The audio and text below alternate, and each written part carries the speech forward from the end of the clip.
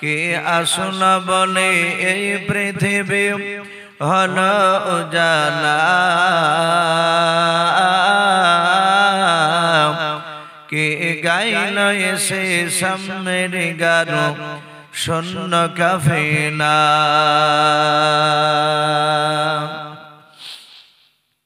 ভাই সবাই আমরা প্রাণ ভরে মহব্বত উচ্চ আওয়াজে আরেকবার দুরূদ ইব্রাহিম কে বাপজি পড়িনি। আল্লাহুম্মা সাল্লি আলা মুহাম্মাদিন ওয়া আলা আলি মুহাম্মাদ কামা সাল্লাইতা আলা ইব্রাহিম ওয়া আলা আলি ইব্রাহিম ইন্নাকা হামিদুম মাজিদ।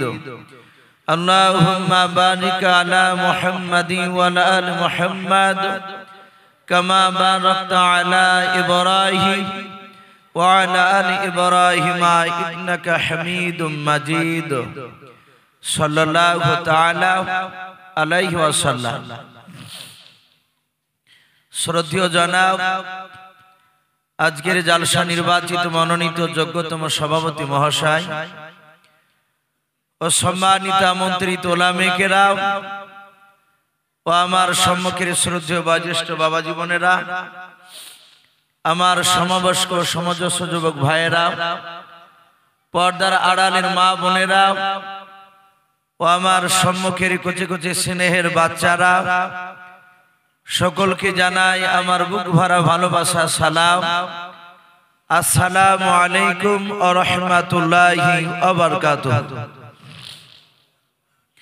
আলহামদুলিল্লাহ, সমস্ত প্রশংসা হামদ ও নাত সাধনা ভোজনা সে মহান রব্বুল আলামিনের জন্য, যে মহান রব্বুল আলামিন আমাদেরকে বড় ভালোবেসে রহম করে বিভিন্ন গুনার মজলিস থেকে বাছাই করে নিয়ে এসে প্রচন্ড শীতের রাত্রিতে মহান রব্বুল আলামিন তার রহমতের মজলিসে, দ্বীনি মজলিসে আমাদেরকে নিয়ে এসে বসা তৌফিক দান করেছে। তাই আমরা সকলে রব্বুল আলামিনের দরবারে শুকরিয়া স্বরূপ আদায় করে বলুন আলহামদুলিল্লাহ। তারপরে আপনার আমার নবী, যিনি ধর্মের গুরু, বিশ্ববরণ্য নেতা, নবীকুলের শিরোমণি পয়গম্বরে আযম, যিনি সাইয়্যিদুল মুরসালিন ও খাতামান নবিয়্যিন, যিনি হাবিবে কিবরিয়া আশরাফুল আম্বিয়া, যিনি হায়াতুন নবী, জিন্দা নবী জনাবে মুহাম্মদুর রাসূলুল্লাহ সাল্লাল্লাহু তাআলা আলাইহি ওয়াসাল্লামের উপরে অগণিত দরুদ ও সালাম বর্ষিত হোক, অর্পিত হোক। সকল বলুন আল্লাহুম্মা আমিন।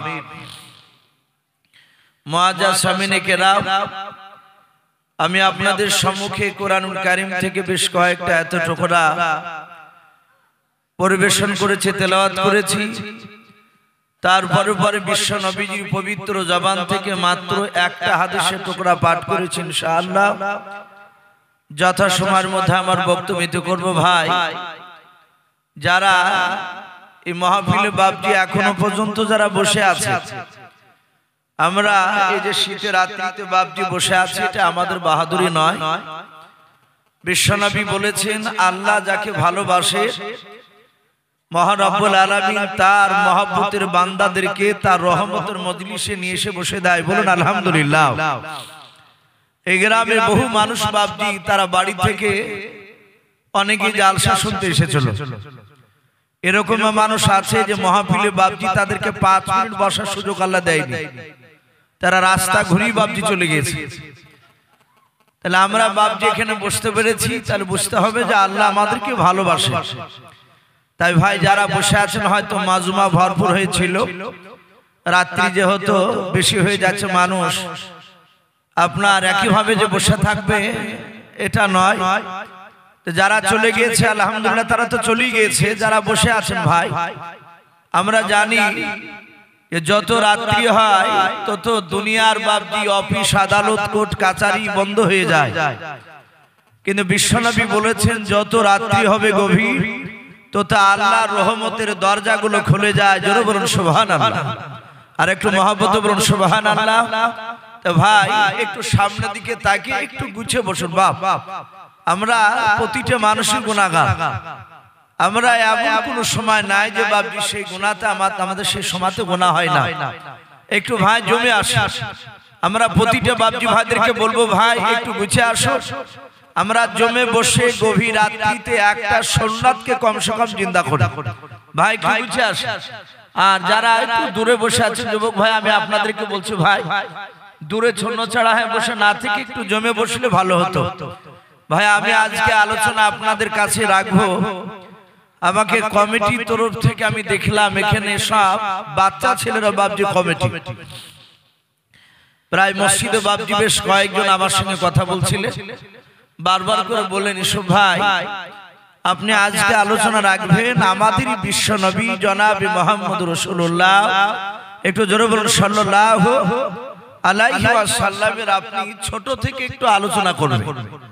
নবী আমার কিভাবে দুনিয়াতে বাবজি আসলে, এটা কমিটির তরফ থেকে বারবার করে বাবজি মসজিদ থেকে আনার সময় তো আমাকে বলছিলেন। আপনারা কি শুনবেন ভাই? এতে যতটা সময় দিবেন সভাপতি, অতটা মধ্যে বাবজি শেষ করে দেওয়া হবে ইনশাআল্লাহ। বিশ্ব নবীজির কথা আমরা জানি, সারা পৃথিবীর মধ্যে যিনি শ্রেষ্ঠ রাসূল। ভাই আমরা খুবই ভাগ্যবান যে নবীর উম্মত হওয়ার জন্য পৃথিবীতে বাবজি শত শত নবী রাসূল তারা দুনিয়ার মুখে বাবজি আফসোস করেছিলেন, বলেছিলেন, ওগো মাওলা আমাকে নবী রাসূল না করে যদি শেহে জামানা বিশ্ব নবীর উম্মত করে যদি আমাকে পাঠাতে, তো নবী রাসূল হওয়াতে যতটা খুশি হয়েছি এর চেয়ে ডবল খুশি হতাম বিশ্ব নবীর উম্মত হতে পারলে। জোরে বলুন সুবহানাল্লাহ। কথা বুঝতে পেরেছেন আমার? তাহলে বাবজি আমরা কতটা ভাগ্যবান, কতটা দামি উম্মত। যদি আমরা নবীর সুন্নাত অনুযায়ী চলি তাহলে বাবজি সারা পৃথিবীর সব উম্মতের চেয়ে আখিরি জামানার নবী মুহাম্মদ সাল্লাল্লাহু আলাইহি ওয়াসাল্লামের উম্মতরা দামি। আর যদি নবীর সুন্নাত অনুযায়ী না চলি, স্বামী মাওলানা ইউসুফ হই না কেন, আর যেই বেটাই হোক না কেন, একটা নিকৃষ্ট পশু শুকুরের চেয়েও বাবজি সে খারাপ। তো ভাই যাই হোক, আমরা বিনা আফসোসে বিশ্ব নবীর উম্মত হতে পেরেছি। তাই রব্বুল আলামিনের দরবারে আরেকবার শুকরিয়া স্বরূপ আদায় করে বলুন আলহামদুলিল্লাহ। ভাই আমি আর অন্যদিকে যাব না, সোজাসুজি বিশ্ব নবীর বাবজি কিছুটা কথা একটু ইনশাআল্লাহ আপনাদের সামনে বাবজি তুলে ধরবো। এখানে অনেক উলামে কেরাম আছে। আমি যে কথাগুলো বাবজি আলোচনা করব বেশিরভাগ আপনার তিনটি কিতাব থেকে। একটি কিতাবের নাম সিরাতে হালমিয়া, এটা উলামে দেওবন্দের লেখা। আর একটি কিতাব, সেই কিতাবটার নাম হচ্ছে বাবজি আর রাহিকুল মাকতুম। আলহামদুলিল্লাহ এটা আরবি টু আরবি ছিল, এখন বাংলায় বেরিয়ে গেছে। অনেক জেনারেল শিক্ষিত ভাই ইসলামিক লাইব্রেরিতে গিয়ে এই বইটা নিয়ে এসে পড়বেন, জান ঠান্ডা হয়ে যাবে। বিশ্ব নবী জীবনী তাতে দেওয়া আছে। আর হয়তো কিছু কথা নবীজির বাবজি সিরাতের কথা থেকে বাবজি আসবে। তাহলে আসি আমাদের বিশ্ব নবী জনাবে মুহাম্মদ রাসূলুল্লাহ, একটু সকলে বলুন সাল্লাল্লাহু তাআলা আলাইহি ওয়াসাল্লাম। এই নবীজির বাবজি আব্বার নাম ছিল হযরতে আব্দুল্লাহ। এই আব্দুল্লাহর আব্বাজার নাম ছিল হযরতে আব্দুল মুত্তালিব। আব্দুল মুত্তালিবের আব্বাজার নাম ছিল বনি হাশিম, আর বনি হাশিমের আব্বাজার নাম ছিল আব্দুল মান্নান। আমি আপনাদের এখানে যখন আসছিলাম, একজন মাওলানা উনি বিশ্ব নবীর বাপ দাদার নাম খুঁজছিলেন, আমি শুনতে পাচ্ছিলাম। তাহলে নবীজির বাপজি দাদার নাম আব্দুল মুত্তালিব, তার বাপের নাম বনি হাশিম, আর তার বাপের নাম আব্দুল মান্নান। আর গোড়া থেকে লাভ নেই। এই বনি হাশিমের ছেলে আব্দুল মুত্তালিব তিনি হঠাৎ করে মহান রব্বুল আলামিনের কাছে একদিন দোয়া করলেন। উনি মান্নত মানলেন, ওগো মালিক আমাকে তুমি যদি এক এক করে যদি 10টা যদি সন্তান যদি দান করো, আর ওই আবে জমজমের ইদারার পানি যদি উদ্ধার করতে পারি, তাহলে 10টি ছেলের মধ্যে একটি ছেলেকে তোমার রাস্তায় জবাই করে দেব। এটা আব্দুল মুত্তালিব বাবজি তিনি মানত করলেন। জানি না ভাই আপনাদের এলাকায় পাথর সাপড়ি যাওয়া গ্রুপ আছে কিনা, আছে এদিকে পাথর সাপড়ি যায় এরকম লোক অনেক জায়গায় বাবজি। আমাদের এলাকায় দৌলতাবাদ এলাকায় বহু জায়গায় যায়। এই পাথর সাপড়ি যাওয়ার লোক ওই ধরনের বাপজি লোকেরা তারা অনেক সময় মানত মানে শরিয়াত অনুযায়ী যদি মানত মানেন তাহলে জায়েজ আছে, আর শরিয়াতের বাইরে যদি মানত মানেন তাহলে সেটা বাপজি হারাম হবে। আমাদের এলাকায় দুটো মসজিদের নাম বাপজি প্রায় মানুষ জানে। একটা হচ্ছে বাপজি সন্ন্যাসী নাগা বলে একটা মসজিদ রয়েছে, জানি না আপনারা নাম শুনেছেন কিনা। লোকেরা বলে যে ওটা খোদার মসজিদ। আমার পূর্বেকার বক্তা যিনি বক্তব্য রাখছিলেন মুফতি জারজুস হোসেন সাহেব মাদ্দাজুল আলী, ওনার যেখানে বাড়ি, ওনার বাড়ি থেকে সম্ভবত 1 কিলোমিটার দূরে হবে ওই পাশে বাপজি একটা মসজিদ রয়েছে, মসজিদটার নাম হোসেনপুর বলে নাম। ওনাকে জিজ্ঞাসা করলে পাবে। তো ওই আমাদের এলাকার লোকেরা ওই দুটো মসজিদকে বলে যে দুটো মসজিদ খোদার মসজিদ। আচ্ছা বলেন, আপনাদের এই যে শক্তিপুর, আপনাদের এই মিল্কি দক্ষিণ পাড়া যে মসজিদে বাপজি আমাদেরকে বসতে জায়গা দিয়েছে, এটা কি খোদার মসজিদ না ভাই? এটা খোদার মসজিদ। কিন্তু আমাদের এলাকার কিছু মানুষের বাপজি ধারণা যে আপনার যে ওই মসজিদে ছাগল গরু মারলে মানত করলে মনে হয় যে আপনার রোগ ভালো হয়। অনেকে যেমন পাথর সাপড়ি নিয়ে যায়, কিন্তু আমরা জানি গোটা পৃথিবীর মধ্যে বাপজি 4টা মসজিদ, গোটা পৃথিবীর মধ্যে সবচেয়ে দামি মসজিদ বলুন আলহামদুলিল্লাহ। 4টা মসজিদ, তার বাদ দিয়ে যত পৃথিবীতে মসজিদ আছে সব মসজিদের মান এক। হ্যাঁ, জামাত বড় হলে মুসল্লি সংখ্যা যদি বিরাট হয় তাহলে জামাত বড় হওয়ার কারণে নেকি বেশি পেতে পারে। তাহলে এই মসজিদে আপনি মিল্কি এই দক্ষিণ পাড়া এই মসজিদে নামাজ 1 রাকাত পড়লে যতটা নাকি আপনি পাশে মোহাম্মদপুর বলে গ্রাম নাই, ওই গ্রামের জুম্মা মসজিদে আপনি 1 রাকাত নামাজ পড়লে সমানই নাকি না বেশি আছে? কথা বল, একই মসজিদে নাকি। বাদবাকি বাপজি পৃথিবীর মধ্যে কাবা শরীফে, মসজিদে হারাম, মসজিদে নববী, ওই বাইতুল মুকাদ্দাস যেখানে ফিলিস্তিনে বাপজি ঝামেলা শুরু হয়েছে, ওই সব মসজিদে নামাজ পড়লে আপনার মসজিদ আর ওই মসজিদ কি সমান হবে? কথা বল, সমান হবে না। লক্ষ লক্ষ নাকি বাপজি ওই সব মসজিদে নামাজ পড়লে পাওয়া যায়। তা আমি বলছিলাম যে শরিয়াত অনুযায়ী যদি মানত মানে নিজের মসজিদকে বাদ দিয়ে অন্য মসজিদে যদি যান, কিয়ামতের ময়দানে আপনাকে জবাব দেওয়া লাগবে। এখন আব্দুল মুতালিব তিনি বললেন, ওগো মালিক, আমাকে এক এক করে যদি 10টা সন্তান যদি দান করো, আর ওই আবে সমজামের ইদারার পানি উদ্ধার করতে পারলে 10টি ছেলের মধ্যে একটি ছেলেকে তোমার রাস্তায় জবাই করে দেব। এখন আপনার আমাদের প্রশ্ন হতে পারে যে আব্দুল মুতালিবের জামানায় কি আবে সমজামের ইদারা ছিল না? এটা হতে পারে তো, যে ওনার জামানায় কি আবে সমজামের ইদারা ছিল না? তাফসীরে মারিফুল কোরআনে বাপজি এসেছে, আল্লাহর নবী হযরত ইব্রাহিম খলিলুল্লাহ আলাইহিস সালাম, নাম শুনেন নাই? বিখ্যাত নবী, মহান রব্বুল আলামিন ইব্রাহিম আলাইহিস সালামকে আল্লাহ ডেকে বলেন, ইব্রাহিম, ওগো আমার দোস্ত খলিলুল্লাহ, তোমার সবচেয়ে তোমার প্রাণের বিবি হযরতে মা হাজেরা আলাইহিস সালামকে আর তোমার কলিজার টুকরা সন্তান ইসমাইল জাবিউল্লাহকে, ইসমাইল আলাইহিস সালামকে কয়েক মাসের বাপজি তিনি বাচ্চা ছিলেন, ওনার মা তখন সেই সময় উনি দুধ পান করতেন। আল্লাহ বলেন, ওগো আমার দোস্ত খলিলুল্লাহ, তোমার বিবি আর সন্তান কয়েকদিনকার পানি আর কয়েকদিনকার খাবার সাথে করে নিয়ে উত্তপ্ত বালু রাশিতে, মানুষবিহীন জায়গা, পানিবিহীন জায়গা, গাছবিহীন জায়গা, সেই মরুভূমির ময়দানে তোমার বিবিকার সন্তানকে রেখে এসে, আমরা অনেকে বলি বনবাস, আল্লাহর যারা নবী হবে, রাসূল হবে, তারা আল্লাহর কথাকে অমান্য করবে। বাবা ইব্রাহিম আলাইহিস সালাম আল্লাহর হুকুম পার সাদাতি ওনার বিবিকে বাপজি রেডি হতে বললেন। ওনার বিবিরা দ্বিতীয় প্রশ্ন করলেন না যে কেন নিয়ে যাবে, এসব প্রশ্ন কিছু করলেন না। ইব্রাহিম আলাইহিস সালামের বিবি রেডি হয়ে গেল সন্তান নিয়ে। ইব্রাহিম যাক বাপজি ভাই, যারা এখনো খাবার খেতে বাকি আছে, হয়তো ওদিকে যারা খাবার ডিপার্টমেন্টে আছেন তারা হয়তো ওয়াজ শুনতে পারে, দোয়াতে হয়তো এসে শরীক হবে। তাই আপনারা দেরি না করে 10 জন 12 জন করে গিয়ে খাবার খাওয়া দাওয়া করে আবার এসে বসে যাবেন ইনশাআল্লাহ। আমরা সকলেই আখিরি মুনাজাত নিয়ে বাড়ি যাব, বলুন ইনশাআল্লাহ। তো হযরত ইব্রাহিম নবী আলাইহিস সালাম ওনার বিবিকে আর ওনার সন্তানকে নিয়ে বাপজি সেই উত্তপ্ত বালুর রাশিতে নিয়ে চলে গেলেন।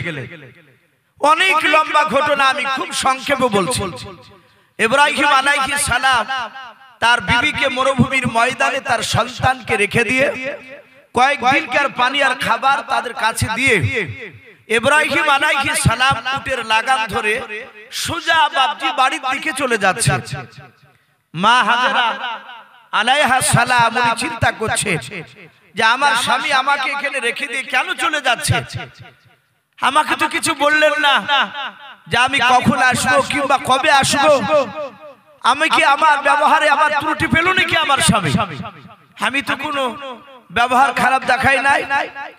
ইব্রাহিম আলাইহিস সালাম উনি অনেক দূর চলে গেলেন। এদিকে মা হাজেরা আলাইহাস সালাম হাতখানা বাপজি আকাশের দিকে এইভাবে উঁচু করার পরে উনি চিৎকার করে ডাকতে লাগলেন, হযরত মা হাজেরা আলাইহাস সালাম হাতখানা আকাশের দিকে উঁচু করে চিৎকার করে ডাক দিয়ে বলেছিলেন, ওগো আল্লাহর নবী আপনি দাঁড়িয়ে যান। হযরত ইব্রাহিম নবী আলাইহিস সালামের কানে গিয়ে বাপজি আওয়াজটা ধাক্কা লেগে গেল। হযরত ইব্রাহিম নবী আলাইহিস সালাম পেছন দিকে তাকালেন না, সামনের দিকে চলে যাচ্ছে। আবার মা হাজেরা হাত ওখানা আকাশের দিকে উঁচু করার পর চিৎকার করে আওয়াজ দিয়ে বলেছিলেন, ওগো ইসমাইলের আব্বা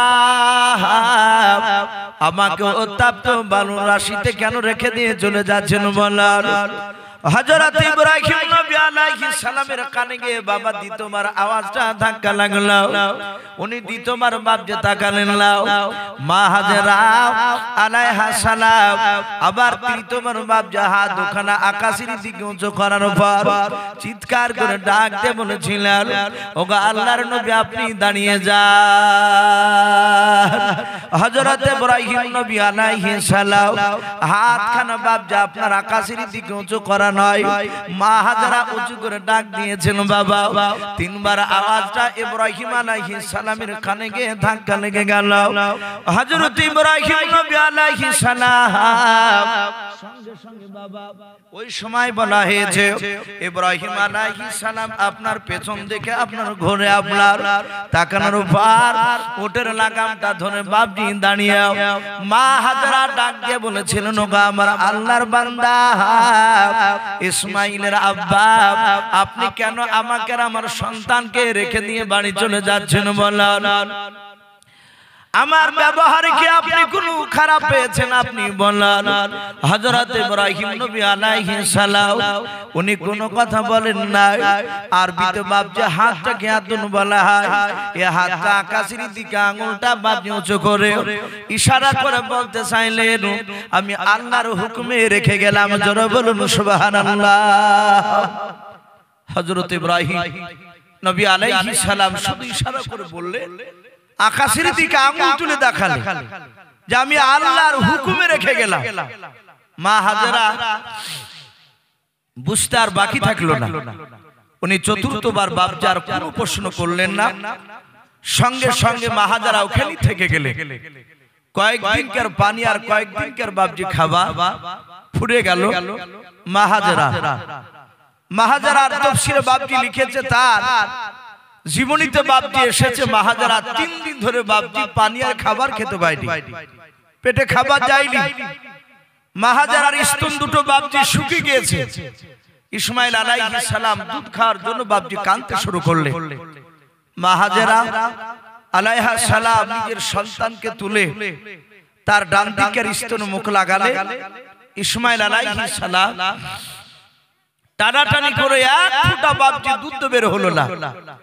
মা হাজেরা তার বাম দিকের স্তনে মুখ লাগালে ইসমাইল আলাইহিস সালাম বাম দিকের স্তন মুখ লেগে টানাটানি করে, সেখানেও বাপজি এক ফোঁটা দুধ বের হলো না, কারণ মা হাজারার পেটে বাপজি 3 দিন ধরে পানি আর খাবার যায়নি।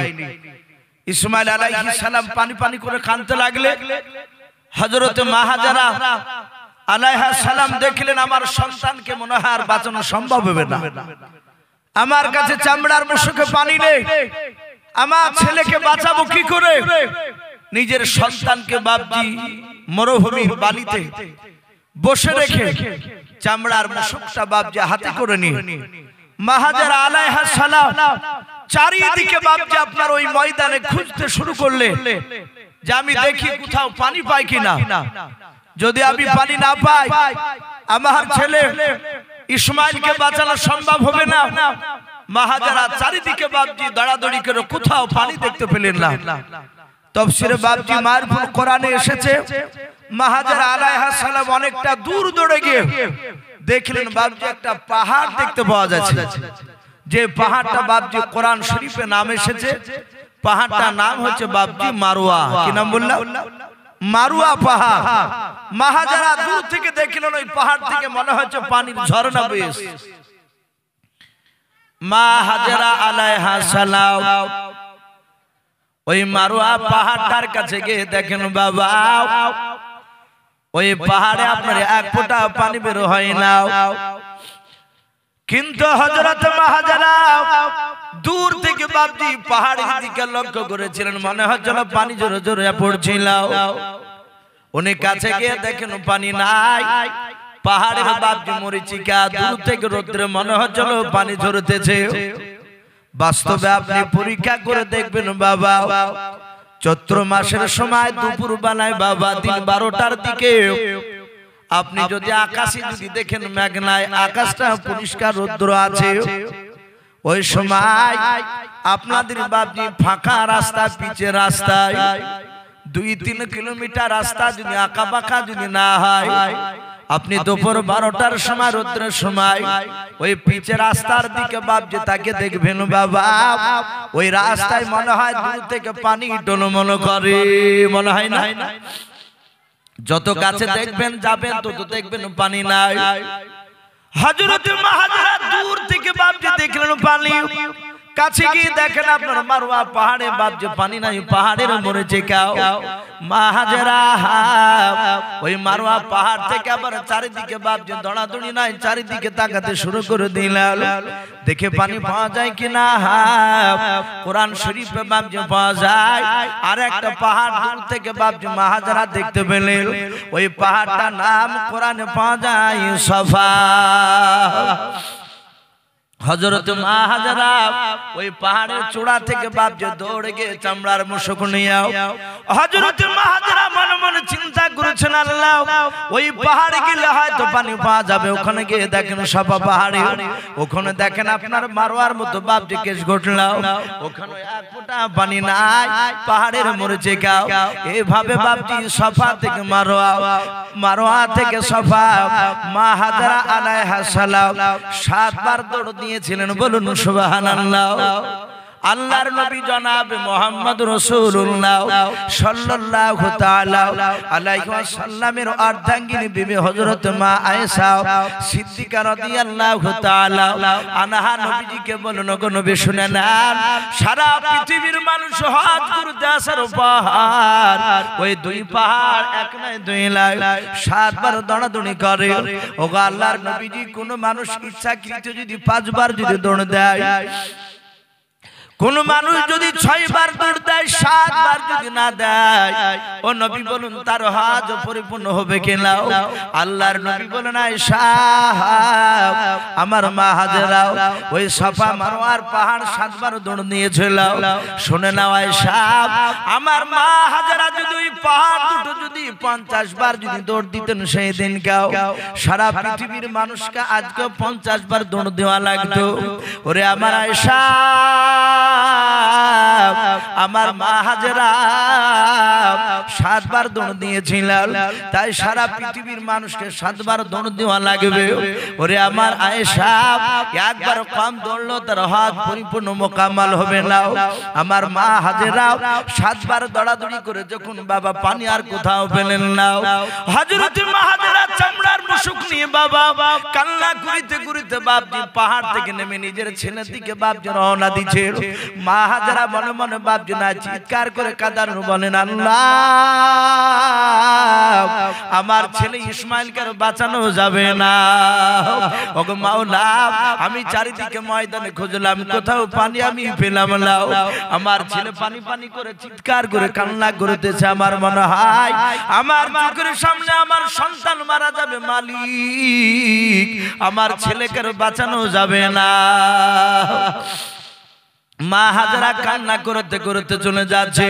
ওইদিকে আমার মহান রব্বুল আলামিন তার ফেরেশতা জিবরিল আলাইহিস সালামকে আল্লাহ ডেকে বলেন, জিবরিল ফেরেশতা আর তোমাকে এখন আসমানে থাকা লাগবে না। হযরত জিবরিল ডাক দিয়ে বলেন, ওগো আল্লাহ আমি কোথায় যাব? বলে, জিবরিল তুমি এখনই জমিনে চলে যাও। জিবরিল আলাইহিস সালাম ডাক দিয়ে বলেছিলেন, ওগো মালিক আমি দুনিয়ার বুকে কোথায় যাব আপনি বলে দেন।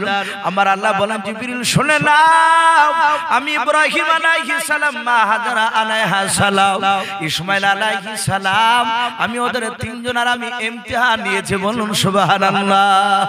আমি তাদের পরীক্ষা নিয়েছি রে। আমি জিবরিল শুনে নাও, আমি তাদেরকে পরীক্ষা পাস করে দিয়েছি। শুনে নাও, আমি আল্লাহ ইচ্ছাকৃত তাদেরকে পানির ব্যবস্থা করে দিই না। আচ্ছা বলেন, আল্লাহ ইচ্ছা করলে পাহাড় থেকে পানি বের করতে পারতেন না? আমার আল্লাহ ডাক দিয়ে বলেন, জিবরিল যাও। আমার ইসমাইল আলাইহিস সালাম পানি পানি করে কান্না করতেছে। ইসমাইলের জন্ম দক্ষিণে মা হাজেরা আলাইহিস সালাম চারিদিকে দৌড়াদৌড়ি করেছিল পানি নেওয়ার জন্য, ছেলেকে বাঁচানোর জন্য। আমি আল্লাহ তাদেরকে পানির ব্যবস্থা করে দিই নাই। ওরে জিবরিল যাও, আমি তোমার দেহতে 1 নাই 2 নাই 600 খানা দানা ফিট করে দিয়েছে। জোরে বলুন সুবহানাল্লাহ। কতখানা? জিবরিল আলাইহিস সালামের ব্যাপারে নবী আমার বলেন, আমি জিবরিলের দেহতে দেখলাম 1 নাই 2 নাই 600 খানা দানা ফিট করা আছে। আল্লাহর নবী জনাবে মুহাম্মদ রাসূলুল্লাহ সাল্লাল্লাহু তাআলা আলাইহি ওয়াসাল্লাম বলেন, আমার কাছে জিবরিল আলাইহিস সালাম 1 বার আসে নাই 2 বার আসে নাই, আমার কাছে প্রায় 24,000 বারেরও বেশি এসেছেন। বলুন সুবহানাল্লাহ।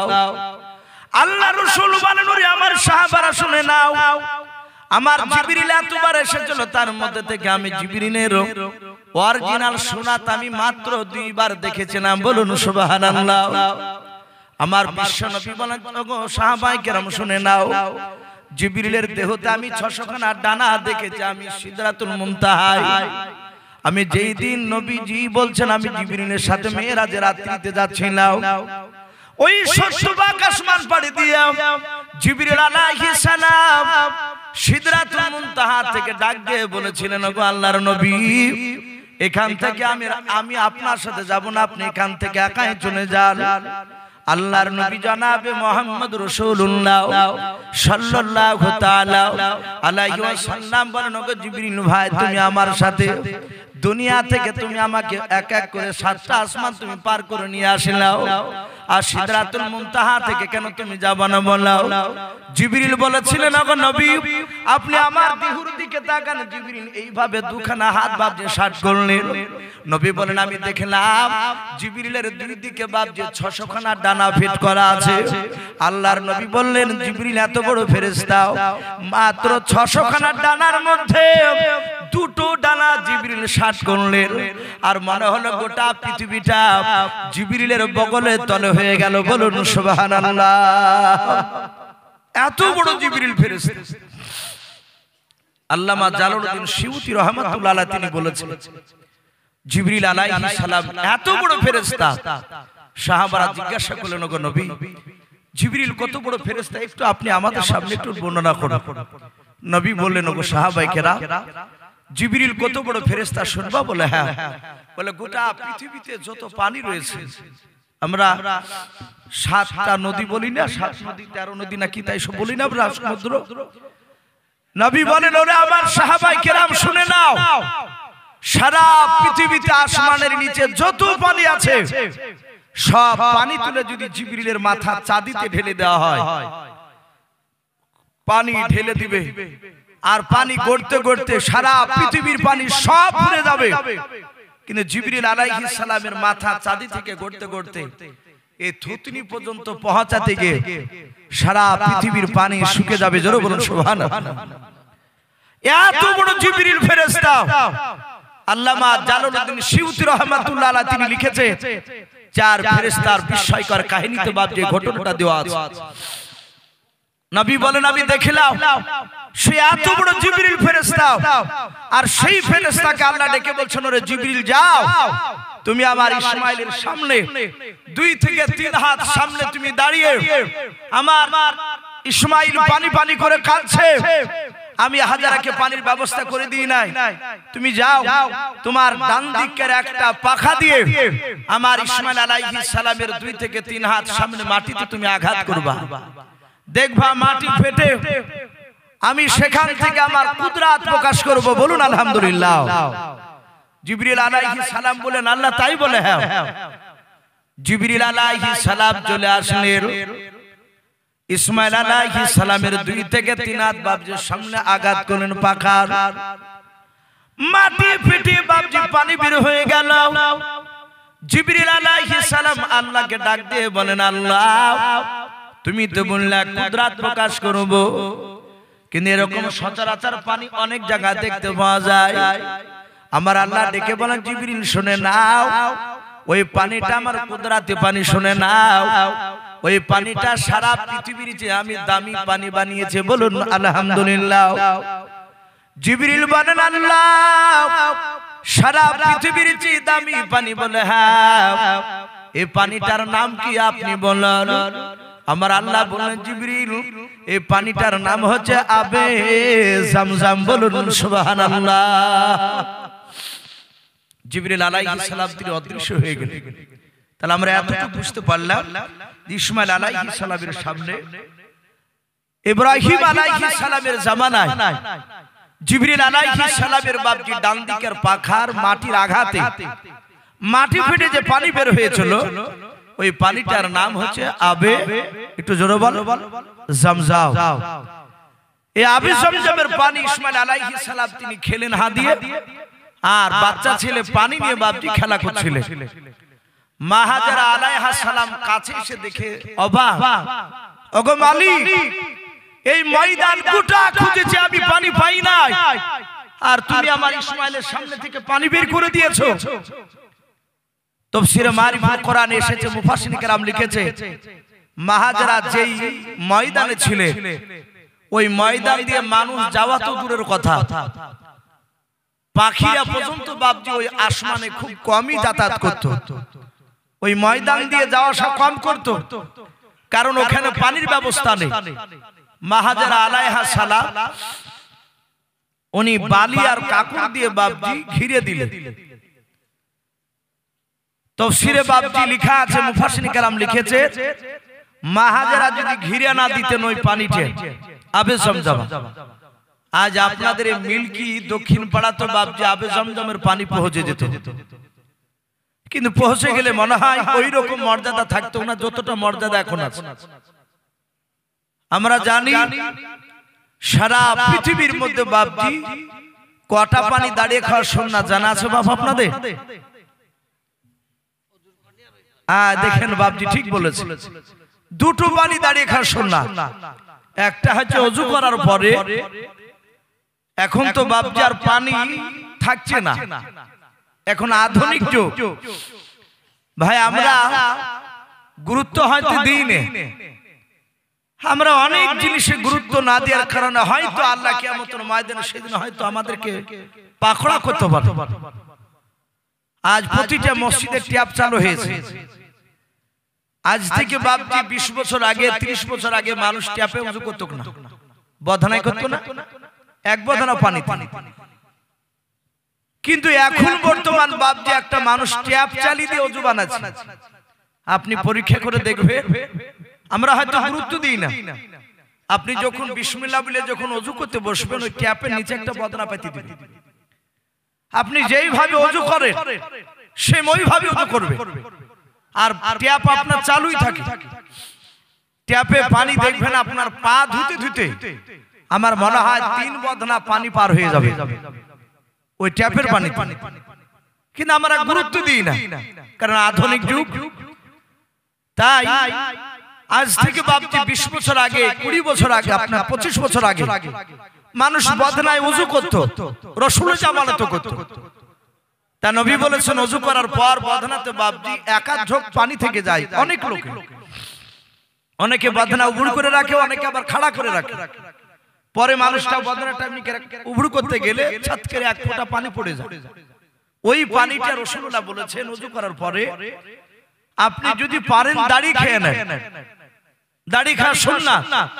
আর যদি না খান তাহলে বাম দিকের টাকুরিতে বাপজি পানিটা ঢেলে দেন, কিন্তু বদনা রাখবেন না। 2 নাম্বার বলা হয়েছে আবে জমজমের পানি কেউ যদি ইচ্ছাকৃত বসে খায়, আপনার বাইজিবি শরীফে এসেছে তার 1000টা গুনাহ বাপজি তার আমলনামায় লেখা হবে যদি আবে জমজমের পানি যদি কেউ বসে খায়।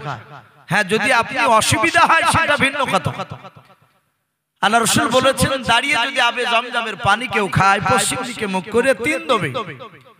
নবী বলেছেন তার আমলনামা থেকে 1000টা গুনাহকে maaf করে দিয়ে ওই 1000টা গুনার জায়গায় 1000টা নেকি লিখে দিবেন। জোরে বলুন সুবহানাল্লাহ। আমি বলছিলাম এই আবে জমজম আস্তে আস্তে বাপজি মাটি পড়ে পড়ে পড়ে বন্ধ হয়ে গেছে। জানি না আপনাদের এলাকায় বহু পুরানো বাপজি বাগান মাটি কাটতে গিয়ে মাটির তলে ঘর পাওয়া যায়। আমাদের এলাকায় এরকম মাঝে মাঝে দেখতে পাওয়া যায়, মাটির তলে ইদারা পাওয়া যায়, মাটির তলে ছোট ছোট ইটের ঘর। ওই দেখে বুঝতে পারা যেত যে বহুদিন আগে মানুষ এখানে বাস করত। তো মক্কার লোকেরা বাপজি জানতো যে আবে জমজমের ইদারা মক্কাতে আছে, কিন্তু কোথায় আছে মানুষ বাপজি খুঁজে বের করতে পারেনি। তাই আব্দুল মুত্তালিব তিনি দেখলেন বহু মানুষ গোত্রের তারা ইদারা খোঁজ করতে গিয়ে তারা ইদারা খুঁজে বের করতে পারেনি। তাই মুত্তালিব বলেছিলেন ওগো মালিক, আমাকে তুমি যদি এক এক করে যদি 10টা সন্তান যদি দান করো আর ওই আবে জমজমের ইদারার পানি যদি উদ্ধার করতে পারি, তাহলে 10টি ছেলের মধ্যে একটি ছেলেকে তোমার রাস্তায় জবাই করে দেব।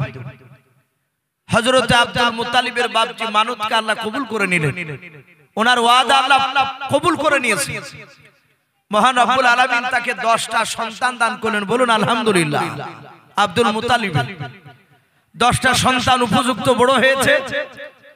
হযরত আব্দুল মুত্তালিবকে রাত্রিবেলায় স্বপ্নের মাধ্যমে বাপজি কেউ যেন আওয়াজ দিয়ে বলেছিল, ওগো মুত্তালিব ভাই, তুমি আর দাঁড়িয়ে শুয়ে থেকো না, তুমি যাও সোজা কাবা শরীফের সামনে গিয়ে দাঁড়িয়ে আবে জমজমের ইদারাটা উদ্ধার করে এসো। আব্দুল মুত্তালিব বলেছিলেন, ওগো ভাই, আমি তোমাকে দেখতে পাই নাই। আবে জমজমের ইদারা আমার দেশের বহু মানুষেরা তারা খুঁজতে গিয়ে তারা উদ্ধার করতে পারে নাই। তুমি আমাকে আবে জমজমের ইদারার কিছু আলামত নিশানা বলে দাও। আওয়াজ দিয়ে বলেছিল, মুত্তালিব ভাই, সকালবেলা 10টা ছেলেকে নিয়ে তুমি কাবা শরীফের সামনে দাঁড়াবাও। ওরে মুত্তালিব ভাই, তুমি দেখবা পশ্চিম আকাশ থেকে একটা সাদা রঙের কাক উড়ে আসবে। আছে সাদা রঙের কাক আমাদের এলাকা? আমাদের এলাকায় বাপজি 2 রকমের কাক দেখতে পাওয়া যায়। একটা কাক দেখবেন বাপজি মোটা, খুবই কালো, ওটাকে বাপজি ঝাড়ুদার কাক বলা হয়, বলে না? তার তুলনামূলক বাপজি আর একটা কাক বাপজি সরু পাওয়া যায়, ওটাও কালো, কিন্তু তার গলার কাছকার বাপজি একটু দেখবেন বাপজি একটু লাল হালকা টাইপের। কিন্তু মক্কা নগরে বাপজি সাদা রঙের বাপজি কাক দেখতে পাওয়া যায়। আমাদের ওস্তাদ বাপজি বাকি বিল্লাহ মেদিনীপুরে বাপজি বাড়ি মাদ্দাজিনুল আলিম, উনি বলছিলেন, বাবা আমি সাদা কাক আমি দেখেছি। আল্লাহর নবীজির বাপজি দাদা আব্দুল মুত্তালিবকে বলেছিল, ভাই তুমি দেখবা পশ্চিম আকাশ থেকে একটা সাদা রঙের কাক উড়ে এসে মাটিতে তোমার সামনে যে জায়গায় ছবল মারবে ওই জায়গায় তোমার ছেলেদেরকে খুঁড়তে বলবা। কিছুটা দূর খুঁড়ে যাওয়ার পর আবে জমজমের ইদারা পেয়ে যাবে। জোরে বলুন সুবহানাল্লাহ। আব্দুল মুত্তালিব সকালবেলা 10টা ছেলে দাঁড়িয়ে ছেলে নিয়ে মাটি খোঁড়া যা যন্ত্রণা তাই নিয়ে দাঁড়িয়ে আছে। ছেলেরা বলে আব্বা খুঁড়বো কোথায়? বলে বাবা দাঁড়া, একটা কাক এসে নাকি মাটিতে ছবল মারবে আমাকে তাই বলেছে। কিছুক্ষণ পর দেখা গেল একটা কাক এসে ছবল মারল। ছেলেদেরকে খুঁড়তে বললে কিছুটা দূর খুঁড়ে যাওয়ার পরে আবে জমজমের ইদারা পেয়ে গেলেন। বলুন সুবহানাল্লাহ। আবে জমজমের ইদারা উদ্ধার হয়ে গেল, কিন্তু ওয়াদা করেছিলেন। ওয়াদা করা খুব কঠিন বাপ, যদি না পারেন ওয়াদা করবেন না। আর ওয়াদা করলে আপনাকে ওয়াদা পুরো করা লাগবে। কিতাবে লিখেছে আব্দুল মুত্তালিব সেই জামানায় মক্কা লোকের মধ্যে বাপজি তিনি 1 নম্বর সৎ ব্যক্তি ছিলেন। বলুন আলহামদুলিল্লাহ। আব্দুল মুত্তালিবের জীবনীতে লিখছে আর সৎ ব্যক্তি ছিলেন বলি আব্দুল মুত্তালিবকে মক্কার লোকেরা কাবা শরীফকে দেখাশোনা দায়িত্ব হিসাবে এই আব্দুল মুত্তালিবকে দিয়েছিলেন। বলুন সুবহানাল্লাহ। সৎ হিসাবে। এখান থেকে উলামারা লিখছে, মুফাসসিরিনে কেরাম লিখেছেন বাপজি মসজিদ মাদ্রাসা যদি সেক্রেটারি কেশিয়ার যদি করতে হয় তাহলে বাপজি 7 লোককে করা দরকার। কিন্তু আমার মনে হয় না যে বাপজি 7 লোক এই সব জায়গাতে খুব বেশি পাওয়া যায়, খুবই কম পাওয়া যায়। হযরতে আব্দুল মুত্তালিব বাড়িতে এসে 10টা ছেলেকে বাপজির সামনে বসে রাখেন। বসে রেখে চিন্তা করছেন আমি কাকে জবাই করি, কিন্তু উনি ওয়াদা করেছেন ওয়াদা পুরা করবে। জবাই করব বলেছে জবাই করবি। উনি জবান দিয়ে যেটা বার করতেন সেটা বাস্তবে পরিণত করে দেখাতেন। উনি 10টা ছেলের দিকে বাপজি তাকাতে তাকাতে তাকাতে একেবারে সিরিয়াল অনুযায়ী ছোট ছেলেটা 10 নম্বর, তিনার নাম কিতাবে লিখেছে হযরতে আব্দুল্লাহ।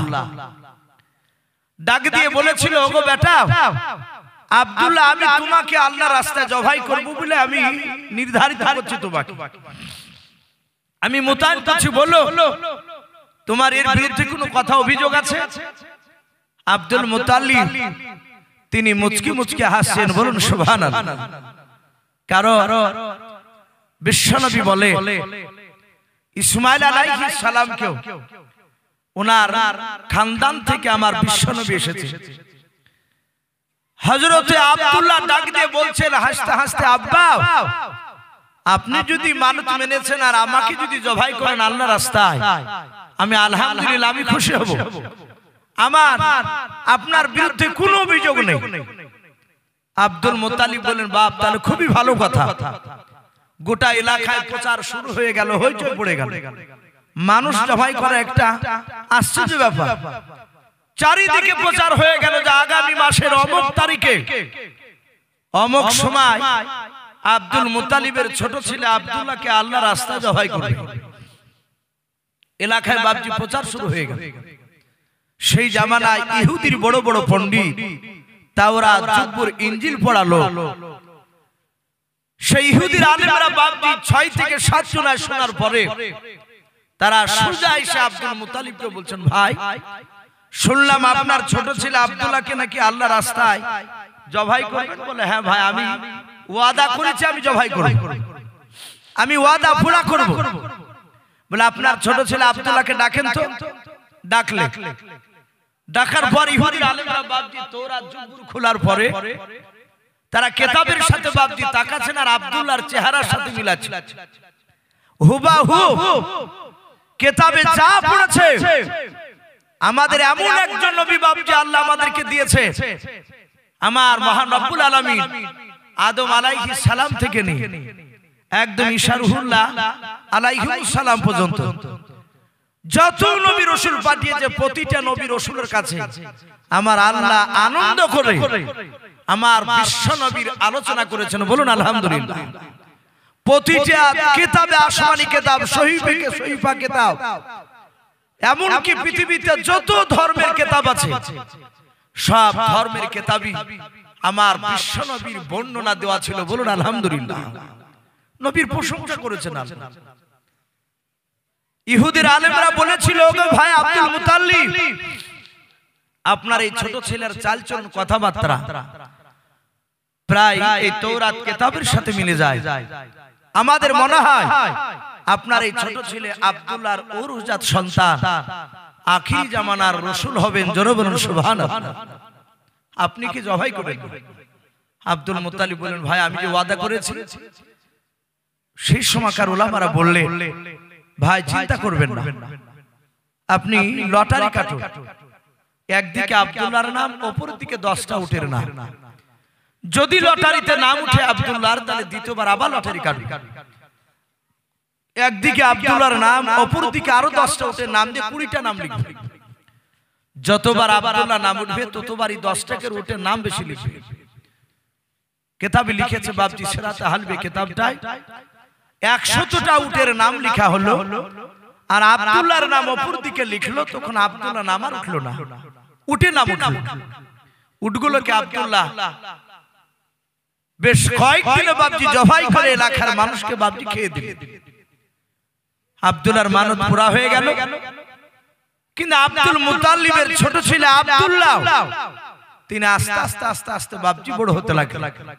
বেশ জৈবনে পদার্পণ করলে আব্দুল্লাহর সাথে বাবজি তৎকালীন সেই জামানায় মদিনার বুকে বাবজি একটা তাইফ নগর বলে একটা গ্রাম আছে। কি নাম বললাম? তাইফ নগর। ওই তাইফ নগরের বাবজি একটা বৃদ্ধ নয়, ওখানকার একটা বাবজি সামাজিক ব্যক্তি ছিল। তার নাম কিতাবে লিখেছে আব্দুল ওহাব বিন জোহরি। একটু নামটা মনে রাখেন ভাই, আব্দুল ওহাব বিন জোহরি। ওনার বাবজি একটা কলিজার টুকরা বেটি ছিল, তার নাম ছিল হযরতে আমিনা। কি নাম বললাম? আমিনা। এই আমিনার সাথে তৎকালীন সেই জামানায় প্রথা অনুযায়ী আব্দুল্লাহর সাথে বাবজি বিয়ে হয়ে গেল। আব্দুল্লাহর সাথে বিয়ে হওয়ার পরে আব্দুল্লাহ আমিনাকে বিয়ে করে নিয়ে বাড়িতে নিয়ে আসে। বাড়িতে নিয়ে এসে আমিনাকে রেখে বললেন, আব্দুল্লাহ, ওগো বিবি আমিনা, তুমি বাড়িতে বসো, আমি মক্কার বাজার থেকে বাজার করে নিয়ে আসি। কিতাবে বাবজি ওখানে আরেকটা ঘটনা তুলে ধরেছে। সেই জামানায় বাবজি গোটা আরবের মধ্যে মদিনার সবচেয়ে বাবজি বড় আলেম, তার নাম কিতাবে লিখেছে রাহাব। কি নাম বললাম ভাই? রাহাব। ইহুদির বড় পণ্ডিত। তার একটাই কলিজার টুকরা বেটি ছিল, তার বেটির নাম ছিল রোকিয়া।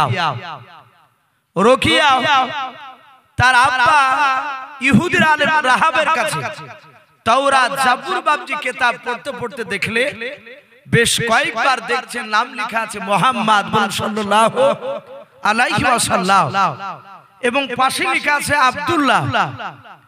রোকিয়া তার আব্বার কাছে তাওরাত পড়তে পড়তে বলছেন, আব্বা, আমি কয়েকদিন থেকে দেখছি বারবার শুধু এই মুহাম্মদ আর আব্দুল্লাহ, এরা কারা? রাহাবের বাবজি দুই চোখের কোনা দিয়ে পানি করতে লাগলো। রোকিয়া ডাক দিয়ে বলেছিল, আব্বা, আপনি কান্না করেছেন কেন বলেন? আপনাকে বলেছি মানুষ দুটো কারা, এদের নাম কয়েকবার আমি কিতাবে পড়লাম। রাহাব ডাক দিয়ে বলেন, ওরে মা, এই যে মুহাম্মদ বলুন সাল্লাল্লাহু তাআলা আলাইহি ওয়াসাল্লাম। ডাক দিয়ে বলেন, মা, তুমি কি চিনো এই ব্যক্তিকে? বলে, চিনি না আব্বা। না চিনার কারণেই তো আপনার কাছে জানতে চেয়েছি। বলেন। রাহাব কাদার বলেন, মা, এই নবীজিকে সৃষ্টি না করলে আল্লাহ গোটা পৃথিবীর নিজামকে বানাতেন না। বলুন সুবহানাল্লাহ। ওরে আমার রোকিয়া মা, ইনি আখির জামানার পয়গম্বর জনাবে মুহাম্মদ রাসূলুল্লাহ সাল্লাল্লাহু তাআলা আলাইহি ওয়াসাল্লাম। ডাক দিয়ে বলেছিলেন, মা শুনে নাও, এই যে আব্দুল্লাহ নামটা শুনতে পাচ্ছ, বলে হ্যাঁ, এই আব্দুল্লাহর ছেলে হচ্ছে মুহাম্মদ সাল্লাল্লাহু। বলে, আব্বা, এই আব্দুল্লাহ কি জন্ম নিয়ে নিয়েছে? বলে, মনে হয় জন্ম নিয়ে নিয়েছে। বলে, কোথায়? বলে, মক্কা নগরে। রোকিয়া ডাক দিয়ে বলেছিল, আব্বা, আমারও তো বিয়ে হয় নাই। বলে না রে মা। বলে আব্বা আমাদের তো টাকার কোনো অভাব নাই। যে গোটা আরবের মধ্যে বড় আলেম তার টাকার অভাব থাকতে পারে? ডাক দিয়ে বলেছিল আব্বা শুনে নেন, ইয়া আব্দুল্লাহ নামক ছেলেটাকে যদি খুঁজে মক্কা থেকে বের করানোর পর আমি যদি তাকে স্বামী রূপে গ্রহণ করতে পারি, ওগো আব্বা এই বিশ্ব নবীর জন্ম দক্ষিণ মা আমি হতে পারবো। ওগো আব্বা দয়া করে আপনি মক্কা নগরে চৌরাস্তার মোড়ে দয়া করে আপনি আমাকে একটা ঘর বানিয়ে দেন। বলে বিটি তুমি যাবা? বলে আব্বা আপনি বলছেন যে আব্দুল্লাহ সম্ভবত জন্ম নিয়েছে, আমি খুঁজে বের করি। আব্দুল্লাহ না সেই রাহাবিদের আলে ঘর করে দিল মক্কার চৌরাস্তার মোড়ে।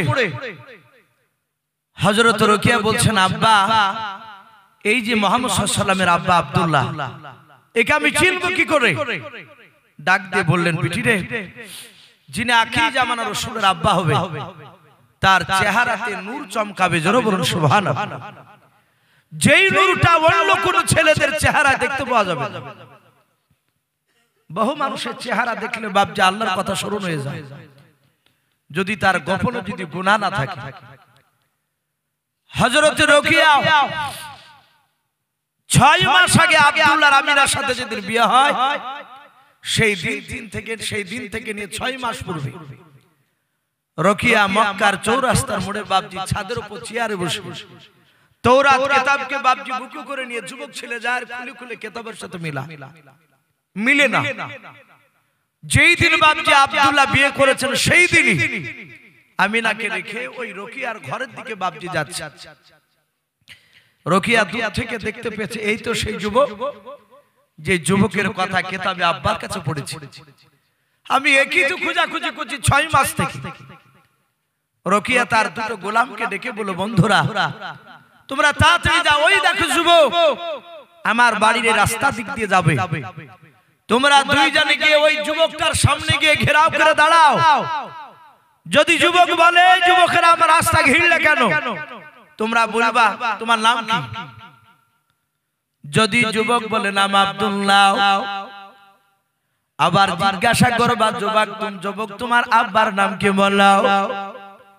যদি বলে আব্বার নাম আব্দুল্লাহ আব্দুল মুত্তালিব, যদি বাপের নাম আব্দুল মুত্তালিব বলে আর ওর নাম যদি আব্দুল্লাহ বলে, ওই যুবককে আর যেতে দেবে না, হাত ওখানে জুড়ে ধরবা, আমার বাড়ির দিকে দেখাবা। ওই রোকেয়া বোনটা তোমার সাথে গোপনে কথা বলবে, একটু বাড়িতে চলাও। ওই হযরত রোকেয়ার দুটো গোলাম বাপজি দৌড়ে গিয়ে আব্দুল্লাহ রাস্তাটাকে ঘেরাও করে বাপজি দাঁড়িয়ে গেল। আব্দুল্লাহ বলেছিল ভাই আমার রাস্তা কেন অবরোধ করে ধরলে বলাও। ডাক দিয়ে বলেছিল যুবক তোমার নাম কি? বলে আমার নাম আব্দুল্লাহ। বলে তোমার আব্বার নাম আব্দুল মুত্তালিব বুঝি? বলে হ্যাঁ। বলে ভাই আর দেরি করো না, তাড়াতাড়ি চলো ওই মেয়েটার কাছে। রোকেয়া বলে নাও। হযরত আব্দুল্লাহ বলে বাড়িতে চলে গেলাম। ঘরে গিয়ে দেখলাম একটা সুন্দর বিছানা বিছিয়ে দিয়েছে আমার জন্য। মক্কার দামি দামি বাপজি সব ফলগুলো বাসন সাজিয়ে এত আদর আপ্যায়ন শুরু করে দিল রে বাবা। আব্দুল্লাহ বলে বোন রোকেয়া এত খাতির ভক্তি কেন আমার করেছো বলাও। ডাক দিয়ে বলেছিল ভাই খাবার খেয়ে নাও। বলে খাবার খেয়ে নিয়েছে বলাও। বলে ভাই তোমার নাম আব্দুল্লাহ? বলে হ্যাঁ। তোমার আব্বার নাম আব্দুল মুত্তালিব? বলে হ্যাঁ। ওরে ভাই রোকেয়া এভাবে হাত ওখানা জোড় করে বলেছিল ভাই আব্দুল্লাহ আমি তোমাকে 6 মাস থেকে খুঁজতেছিলাম তোমাকে বিয়ে করার জন্য। ও ভাই আব্দুল্লাহ বলো তুমি আমাকে স্ত্রী রূপে গ্রহণ করবে কিনা?